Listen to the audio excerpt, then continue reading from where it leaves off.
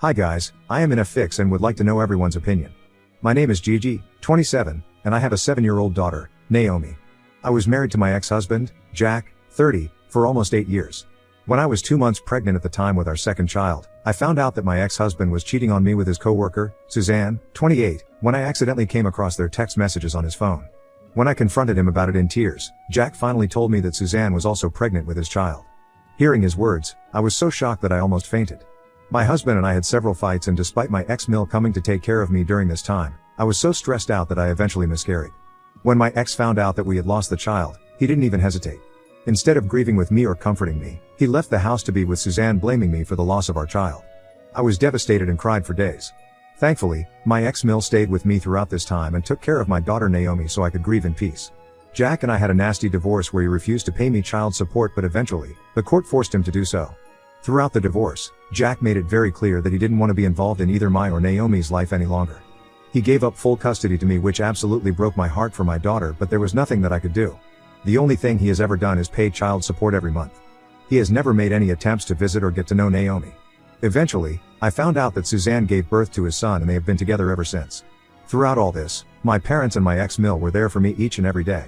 You see, my ex-mill and parents had known each other and had been the best of friends for a very long time.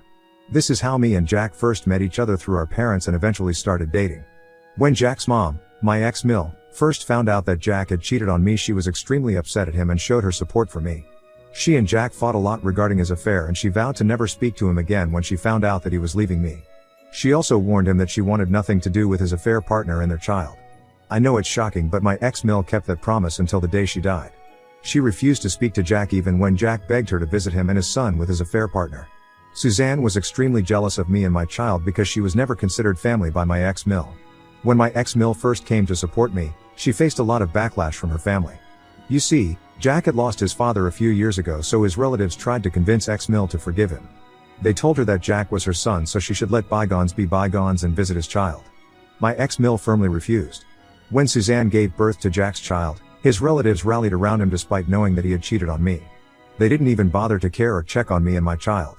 Things got so bad between ex-mill and her family that they started to exclude her from their celebrations and family events just so that they could invite Jack instead, as my ex-mill always refused to attend events if Jack was going to attend with his affair partner.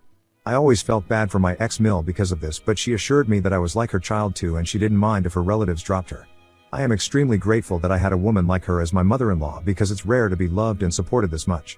Unfortunately, my ex-mill became unwell, losing her ability to walk and manage on her own. I extended an invitation for her to move in with me permanently, committing to care for her. To ensure she had support round the clock, we enlisted the help of a live-in nanny, who tended to her needs in the mornings. As for the evenings, the responsibility fell on me. I dedicated countless hours to her care, and honestly, I didn't mind. Naomi, always fond of her grandma, was thrilled to have her living with us at our place. During her stay with us, my ex-mill revealed something significant. She told me how when she first learned about Jack leaving me, she had decided to make changes to her will. Initially, she had intended for my ex-husband, being her only child, to inherit everything. However, upon discovering his affair, she had amended the will. Now, the house and her life insurance were designated for Naomi.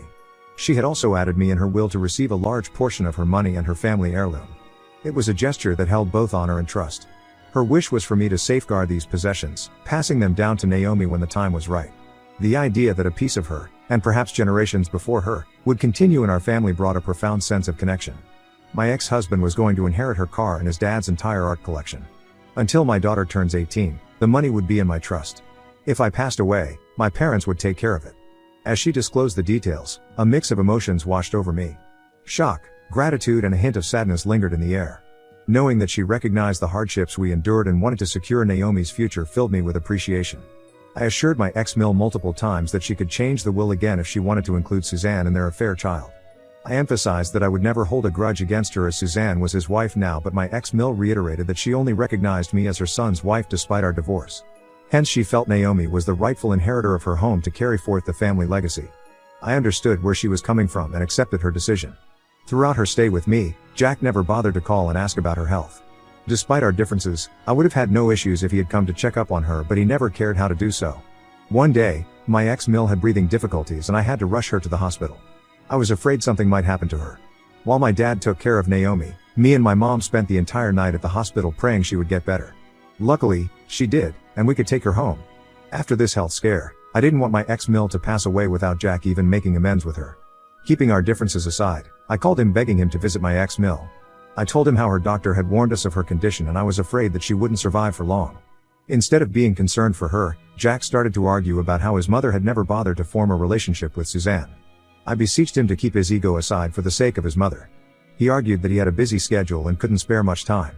It was disheartening to witness his indifference, especially when faced with the frailty of his mother's health. Despite his reluctance, I persisted, urging him to reconsider and spend some quality time with her. Reluctantly, he agreed to a brief visit. When Jack finally arrived, I was shocked to see that he had brought Suzanne along with him. I didn't object, although I wasn't thrilled about her coming into my home. But, for the sake of my ex-Mill, I kept my mouth shut. When he saw his mother, it was evident that the strained relationship between them lingered. The room was filled with awkward silences, punctuated by forced conversations. Jack's behavior remained unchanged towards her even when he saw her in this frail state. He spoke in measured tones, avoiding any meaningful conversation with her. It became apparent that his visit was more of a formality than a genuine attempt to mend their fractured bond. Disheartened by the lack of emotional connection, I found solace in the fact that, at the very least, Jack had honored his commitment to visit. When my ex-Mill noticed that he had come to visit with Suzanne and their affair child, she started to protest. I immediately calmed her down and assured her that it was okay and that I didn't mind whoever Jack brought along as long as he had come to visit and support her. My ex-Mill's health was fast deteriorating and she was completely bed-bound, so there wasn't much that she could do. Staying true to my promise, I remained silent even when Suzanne started being very nice to her. When my ex-Mill expressed again that she didn't want to be around Darren, Suzanne reminded her that Darren was her grandchild too. I walked out of the room to give them all privacy. I also wanted to check up on my daughter who looked sad and hurt to see her father. Jack never even bothered to acknowledge her. While I was in the kitchen, I noticed Suzanne going into our backyard and talking to someone over the phone. The open window carried her laughter as she spoke about how she was forced to come and visit Jack's mother. She discussed how Jack had told her that his mother would be leaving behind everything for him, so the least they could do was visit her for the final time. She expressed how she couldn't wait to move into the house and change, as my ex-Mill had no taste whatsoever. To make matters worse, Suzanne detailed her intention to remove pictures of me and my daughter once my ex-husband gained ownership of the house. I was shocked to hear this and struggled to comprehend how cruel she sounded. She continued to discuss how she was going to change the furniture, repaint the walls, and even alter the landscape of the backyard so that nothing would remain of my ex-Mill. As she enthusiastically shared her vision, I couldn't help but feel a sense of disbelief and anger at her disregard for the home's history. That is when I finally realized the truth. Suzanne's interest in my ex-Mill wasn't genuine. It became clear that her motives were centered around securing her position in the will. This discovery shattered my heart, as it seemed she cared more about potential inheritance than the well-being of my ex-Mill during her final days. Despite the unsettling truth about Suzanne's intentions, I kept the knowledge to myself, choosing not to hurt or add unnecessary burden to my ex-Mill. Jack had no clue that his mother changed the will after he cheated on me and got divorced. He believed he would inherit everything, intending to pass it on to his child with Suzanne. I chose not to tell him anything because it wasn't my place anyway. If he didn't even bother to acknowledge our daughter Naomi, then he deserved what was coming for him. Jack and Suzanne continued their visit, oblivious to this fact. It was a bittersweet situation for me. On one hand, I would have to lose my beloved ex-Mill, but on the other hand, I couldn't wait to finally see the look on Jack's face when he found out about the updated will. It made me sad and dread the day I would have to lose my ex-Mill. She always meant a lot to me, and I loved her. I knew her quite well and I knew she had made this decision after careful consideration. She wanted this for her granddaughter and always said that she could not rest until she knew her son and Suzanne had been punished for their actions. She wanted this because her own childhood was also ruined when her father had an affair. She wanted Naomi to feel loved and cherished even when she wasn't here anymore. As my ex-Mill's health declined, Jack never visited her again, and none of her relatives came to see her. Unfortunately, she passed away last week. In the wake of my ex-Mill's passing, I took charge of organizing her funeral. Despite the lack of support from relatives, I wanted to ensure she received a dignified farewell. My parents and I took care of all the arrangements, from selecting a beautiful casket to arranging a serene venue. Suzanne didn't even bother attending the funeral with Jack. Although some of her relatives attended the funeral, they displayed a lack of genuine concern. When her lawyer eventually contacted me about her will, emotions overwhelmed me. Tears streamed down my face as I absorbed the news that she had left everything to me as we had discussed. The conflicting waves of joy and sadness engulfed me, as I grieved the loss of a cherished person but also felt grateful that I finally could provide my daughter with everything that she ever wanted. As I navigated through this mix of emotions, there was a sudden knock on my door. Opening it, I found Suzanne, Jack, Darren, and a few other relatives standing there with grim expressions on their faces. Jack asked if they could all come in and I politely agreed. The atmosphere was tense as they entered, and Jack wasted no time in demanding an explanation for the will. His accusing tone cut through the room, filled with resentment. "Why did you get everything? My mother had a house, money, heirlooms, and you end up with it all?" he exclaimed, his anger palpable. I tried to remain composed, explaining that my ex-mill had carefully considered her decision and made this decision. He started to accuse me of manipulating his mother and influencing her decision when she was bedridden, but I reiterated that he could check the timestamp and date of her updated will, which was done long before her health started to deteriorate. Suzanne chimed in, her voice tinged with resentment, questioning why I and my daughter deserved to have everything when she and her son were family too. In response, I scoffed at her, and this is when I revealed in front of everyone what I had overheard Suzanne speaking on the phone.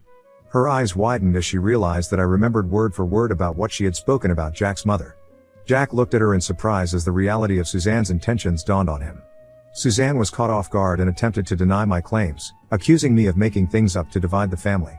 I firmly emphasized that she had cheated with Jack while he was still married to me, hence she and Jack were the ones who had actually divided the family in the first place. The argument escalated, with Jack's relatives joining the argument, and expressing their disappointment that they didn't receive anything from my ex-mill. They pointed out that as they were blood relatives of my ex-mill, they deserved to have a piece of her inheritance. Everyone started to insist that I sell her property and split the cash 8 ways. I was shocked to see their callousness and entitlement to demand when they had no right. I firmly emphasized to them that I was the only one who had taken care of her until her last days, while none of them bothered to come and visit. Therefore, they had no right to barge into my house and demand anything that belonged to my ex-mill. The room echoed with raised voices as they continued to question the fairness of the will. Jack protested, claiming it was his childhood home, and he deserved to live there with Suzanne and their child. He threatened to sue me and contest the will if I didn't give him the house. I laughed at his face upon hearing his words.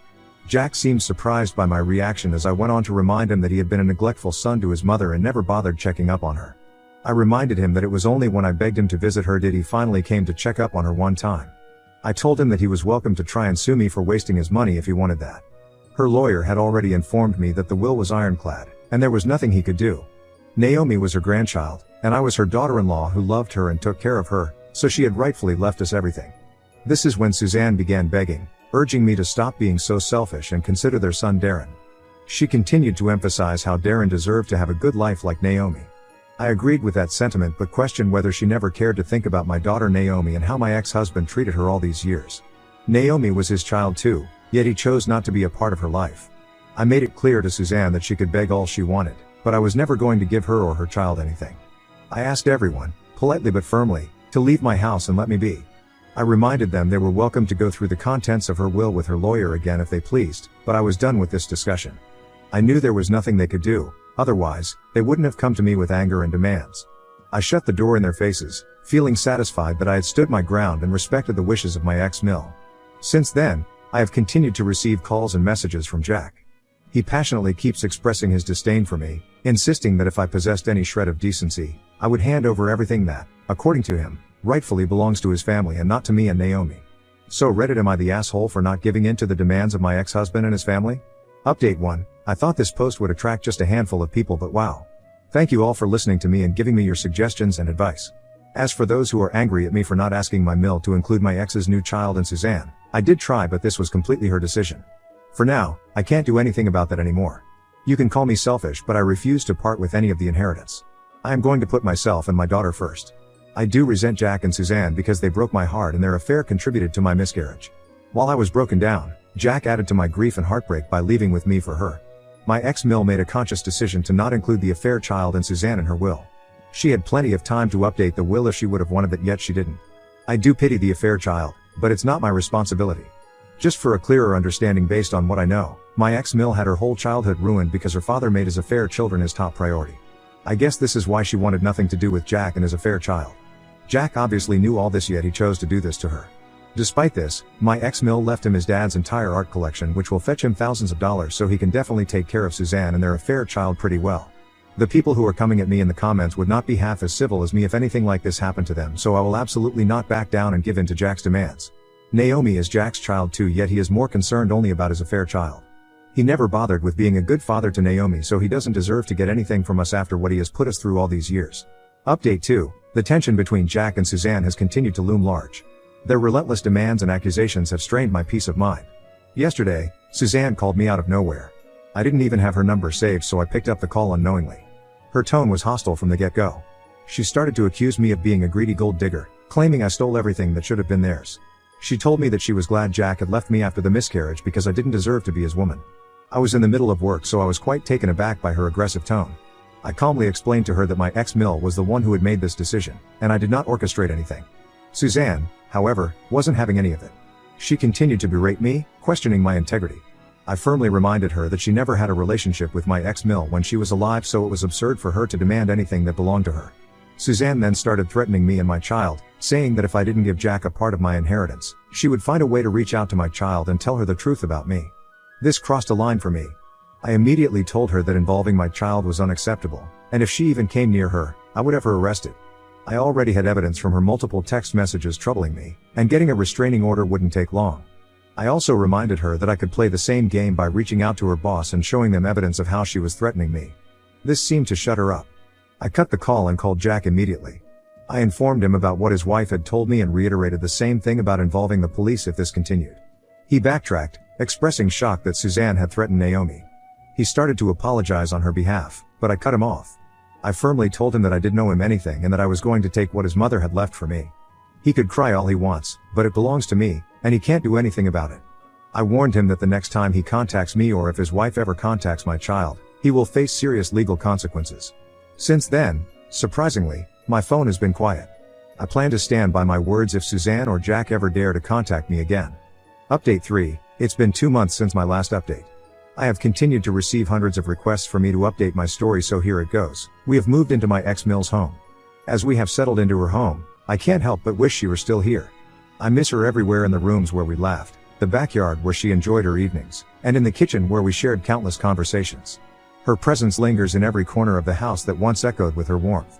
Every day, I move through a blend of emotions: thankfulness for the inheritance safeguarding Naomi's future and a sense of loss due to the absence of the woman who meant so much to us. I try to find solace in knowing that the house, once a sanctuary for my ex-mill, will continue to be a haven for Naomi. In these moments, I carry her spirit with me, grateful for the time we had together and determined to honor the legacy she left behind.